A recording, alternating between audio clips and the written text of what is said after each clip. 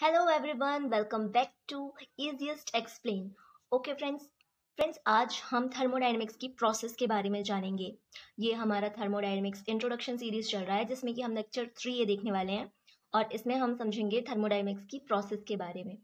तो ये जो चैप्टर है वो 11th क्लास केमिस्ट्री की चैप्टर 6 में जो है थर्मोडायनेमिक्स चैप्टर है, और मैं उसी चैप्टर के बहुत ही इंपॉर्टेंट टॉपिक को एक्सप्लेन करने वाली हूँ।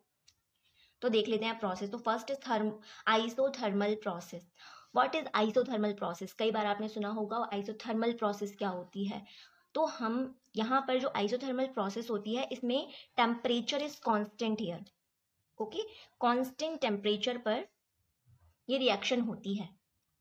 तो कोई भी रिएक्शन जहां पर टेम्परेचर का चेंज बिल्कुल भी नहीं हो रहा है, उसे आइसोथर्मल प्रोसेस कहते हैं। लेट्स सपोज कि हम कोई रिएक्शन कर रहे हैं, ठीक है। ये एक बीकर है और यहाँ पर हम कोई रिएक्शन करवा रहे हैं। यहाँ पे टेम्परेचर T1 है, प्रेशर P1 है और वॉल्यूम V1 है। ओके, और हमने सोचा है कि जो ये हम रिएक्शन करवाएंगे उसका टेम्परेचर हम 300 केल्विन ही चाहते हैं। रिएक्शन के दौरान ये टेम्परेचर चेंज नहीं होना चाहिए। अब इस रिएक्शन पे अगर हम कुछ प्रेशर अप्लाई कर रहे हैं, तो मान लेते हैं यहाँ पे हम प्रेशर, यहाँ हमारा प्रेशर चेंज हो गया P2, और जब प्रेशर अप्लाई होगा तो वॉल्यूम भी कम होगा, तो वॉल्यूम हो जाएगा V2। लेकिन हमको ये जो प्रोसेस है आइसोथर्मल प्रोसेस करवानी है, तो हम टेम्परेचर का चेंज बिल्कुल भी नहीं चाहते हैं। तो इस टेम्परेचर को मेंटेन करने के लिए ये सिस्टम या तो हीट को एब्जॉर्ब करेगा हीट, मतलब एंडोथर्मिक रिएक्शन में या तो हीट को ये एब्जॉर्ब करेगा, या तो एक्सोथर्मिक में या तो ये हीट को रिलीज करेगा। तो ये दोनों चीज यहाँ पर होती हैं। इसलिए देखिए, यहाँ पर आइसोथर्मल प्रोसेस में डेल्टा टी इक्वल टू 0 होता है, डी टी इक्वल टू 0। अच्छा, डेल्टा टी और डी टी क्या होता है? जब किसी भी रिएक्शन में स्मॉल चेंज होता है तो हम स्मॉल डी से डिनोट करते हैं, और जब लार्ज चेंज की बात होती है तो उसे डेल्टा टी से डिनोट करते हैं। ओके, उसके बाद हम देख लेते हैं एक्सोथर्मिक और एंडोथर्मिक रिएक्शन क्या होती हैं। तो एक्सोथर्मिक रिएक्शन में हमें पता चल रहा है नाम से कि हीट जो है वो रिलीज हो रही है। किसी एक्सोथर्मिक प्रोसेस में हीट क्या होती है? हीट रिलीज होती है। तो हम मान लेते हैं ये हमारा कोई सिस्टम है और यहाँ पे कोई रिएक्शन हुई जिसमें हीट बाहर निकली। तो जब हीट रिलीज होती है तो जो एक्सोथर्मिक प्रोसेस होती है वो नेगेटिव होती है। एक्सोथर्मिक प्रोसेस में हीट रिलीज होती है तो यहाँ पर delta H equal to negative होता है। ओके, और जब एंडोथर्मिक रिएक्शन होती है,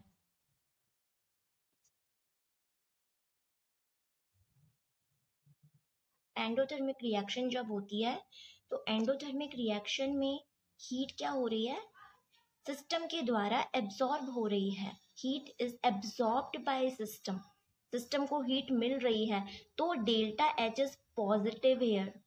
अच्छा, ये चीज हमेशा कंफ्यूज करती है, इसलिए इसको याद करने के लिए हम एक ट्रिक से याद कर लेते हैं कि मान लीजिए आपका पर्स है जिसमें मनी आ रही है, हम इसे सिस्टम मान लेते हैं पर्स को, और इसमें पैसे आ रहे हैं। तो हमारा जो पर्स है इसमें पैसे आ रहे हैं तो हम इसे पॉजिटिव मानेंगे, और अगर इसमें से पैसे खर्च हो रहे हैं, बाहर निकल रहे हैं, तो नेगेटिव। तो इससे आपको याद रहेगा कि जब भी सिस्टम में एनर्जी सिस्टम से बाहर निकल रही है तो उसे नेगेटिव, डेल्टा H नेगेटिव हो जाएगा, और जो एंडोथर्मिक रिएक्शन है जब हीट एब्जॉर्ब होएगी तो डेल्टा H पॉजिटिव रहेगा। इसे हमको याद रखना है, ये बहुत ही इंपॉर्टेंट है। तो डेल्टा H इज एक्सोथर्मिक में क्या होगा? नेगेटिव, और delta H is positive in endothermic reaction. Okay, अब है isochoric process. What is isochoric process? Isochoric process वो प्रोसेस होती है इसमें वॉल्यूम कांस्टेंट होता है। Okay, delta V is equals to 0, volume is constant here. Okay.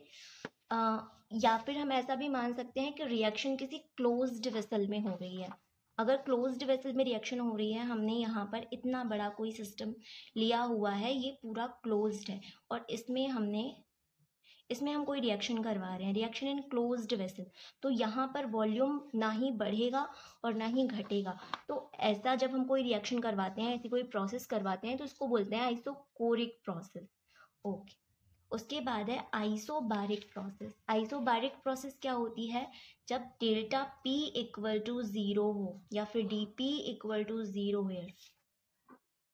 Delta P और dP की वैल्यू अगर 0 है तो इसे कहते हैं आइसोबारिक प्रोसेस। आइसोबारिक प्रोसेस अगर रिएक्शन एटमॉस्फेरिक प्रेशर पे हो 1 atm पे, तो भी इसे आइसोबारिक प्रोसेस कहेंगे, और स्टैंडर्ड टेम्परेचर और प्रेशर पर हो तो भी इसे आइसोबारिक प्रोसेस कहेंगे। उसके बाद है what is adiabatic process. Adiabatic process क्या होती है? When heat changes 0, del D Q equal to 0 और delta Q equal to 0, then it is called adiabatic process. Okay. Adiabatic process में हीट का जो चेंज है वो 0 होता है। ओके। उसके बाद है साइक्लिक प्रोसेस। साइक्लिक प्रोसेस क्या होती है? When initial and final states are same। When initial और फाइनल स्टेट अगर सेम होती है तो ऐसी process in cyclic process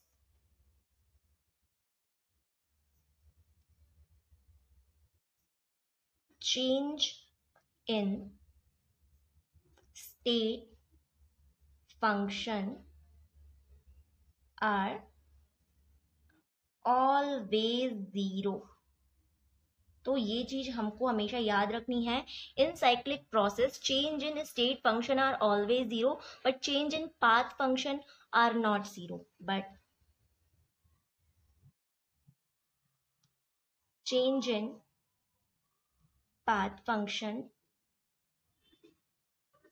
are not equal to 0। तो ये हो गया साइक्लिक प्रोसेस।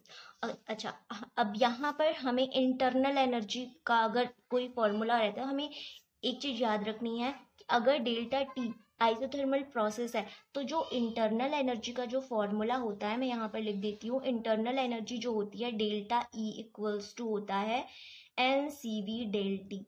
ये फॉर्मूला आपको हमेशा याद रखना है। Okay, very very important.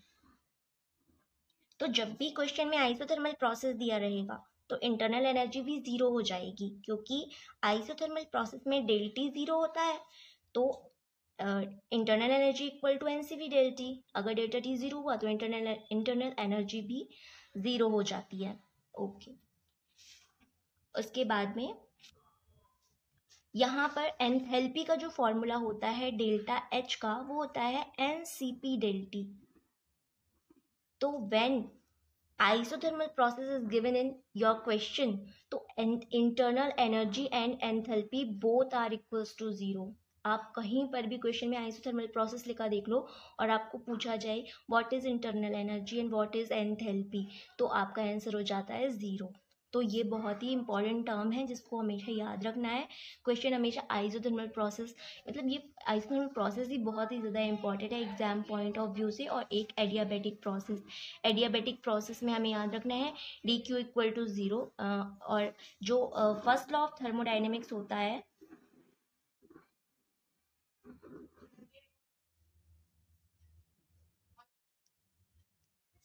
वो होता है del E equal to Q plus W. तो जब एडियाबैटिक प्रोसेस गिवन होगी देन यहाँ पे क्यू की वैल्यू क्या हो जाएगी, सॉरी, अगर हम यहाँ लिख देते हैं D Q plus D W, तो यहाँ पे डी क्यू की वैल्यू क्या हो जाएगी, 0। एडियाबैटिक प्रोसेस देखकर ही समझ जाना है कि यहाँ पे डी क्यू 0 है। आइसोथर्मल में देखकर समझ जाना है डेल्टा टी 0 है। एटमॉस्फेरिक मतलब कांस्टेंट वॉल्यूम में हो रही है, डेल वी ज़ीरो है। तो ये सब प्रोसेस बहुत ही ज़्यादा इंपॉर्टेंट है आपके एग्ज़ाम के लिए इस चैप्टर में, और क्वेश्चन भी इस पे बहुत ज़्यादा पूछे जाते हैं, चाहे थ्योरी के हों चाहे न्यूमेरिकल हो। तो आई होप कि ये प्रोसेस आपको समझ में आ गई होगी। अब आगे देखते हैं रिवर्सिबल और irreversible process. What is reversible और इरिवर्सिबल प्रोसेस? तो reversible process which can be reversed by a small change. ऐसा प्रोसेस जिसे हम थोड़ा सा चेंज करके रिवर्स कर सकते हैं उसे बोलते हैं रिवर्सिबल प्रोसेस। और irreversible process which can not be reversed by a small change. उसके बाद रिवर्सिबल में large number small steps takes place. इसमें बहुत सारे स्टेप्स होते हैं और one large steps takes place. यहाँ पे केवल वन ही स्टेप होता है। को डायग्राम से समझते हैं कि क्या होता है। अब हम मानते हैं यहाँ पर कि ये सिस्टम है हमारा और इसमें 5 kg सैंड भरी हुई है। Okay, here present 5 kg sand.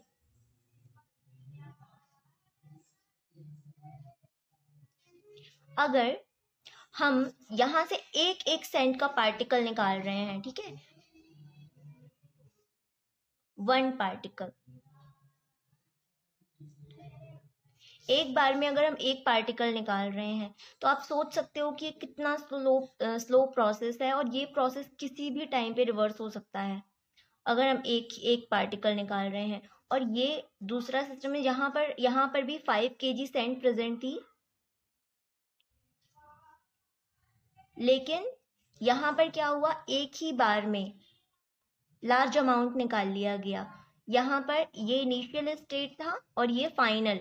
जब रेत को निकाला गया तो यहाँ से इतनी रेत निकाल ली गई कि यहाँ पर जो प्रोसेस है सडन हुआ, ठीक है, यहाँ पर इतना स्लो प्रोसेस नहीं हुआ।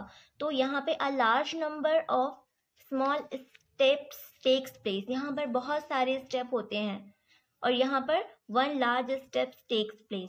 Process which can be reversed by a small change. यहाँ पर छोटा सा चेंज करके फिर से प्रोसेस को रिवर्स कर सकते हैं। एक ही पार्टिकल निकला हुआ वापस डाल देंगे, वैसे ही हो जाएगी ना, वैसे ही हो जाएगा सिस्टम। पर यहाँ पर जो चेंज हुआ है ये लार्ज है, तो यहाँ पर प्रोसेस इक्विलिब्रियम में जल्दी नहीं आ पाती है। तो आई होप ये समझ में आ गया होगा। उसके बाद देख लेते हैं work done. Work done is maximum here. Okay, work done is maximum P external equal to P internal plus dP। Okay, यहाँ पर जो एटमॉस्फेयर से जो सराउंडिंग से प्रेशर लग रहा है उसे हम बोलते हैं P एक्सटर्नल। बाहरी वातावरण से जो प्रेशर अप्लाई होता है P एक्सटर्नल, और जो सिस्टम प्रेशर लगाता है वो होता है P इंटरनल। तो यहाँ पर P external equal to P internal plus dP।